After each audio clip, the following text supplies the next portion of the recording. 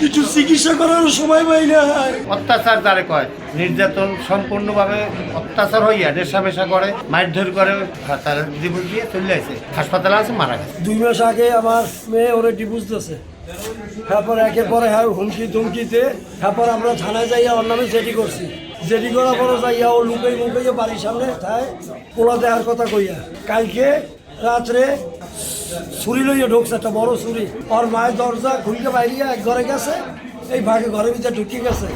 আমার মেয়ে একলা ছিল আর আমার মা বুড়ো মানুষ ছিল আর এক রুমে। এইবার ছুরি দিয়ে ঘাতেছে বুকের উপর, একটা পোষ দিয়েছে। এবার এই কেনুতে পোষাইয়ে মগ কাটিয়ে দিয়েছে। এইবার এই ছুরি লইয়া আবার হসপিটালে আসে আমাকে টার্গেট করিয়া।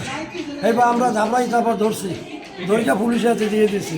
আমি চাই ওর উপযুক্ত বিচার হোক, ওর ফাঁসি হোক। আমার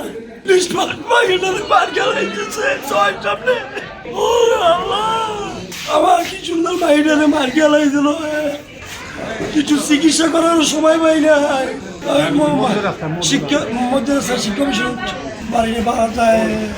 আমার বোন ওর হাজবেন্ডের ডিভোর্স দিয়েছে। ডিভোর্স দেওয়ার পর ওর উপরে অনেক ক্ষোভ ছিল, ইনি অনেক ঝামেলাও করছে। কিন্তু আজকে হঠাৎ করে ঘরের ঢুইকে, মানে তখন ঘরে কেউ ছিল না, একা পাইয়া হামলা করছে ওর উপরে। ওরে মানে ধারালো অস্ত্র দিয়ে কোপাইছে। পরে আমরা আবার হসপিটাল আসছি, ওইখানে আমরা ওরে ধাওয়া করে ধরছি, মানে ওইখানে আসছে আবার হামলা করার জন্য। এখন ওর অবস্থা খুবই খারাপ আমার বোনের, ওকে নিয়ে এখন খুলনা 250 বেড যাইতে হবে।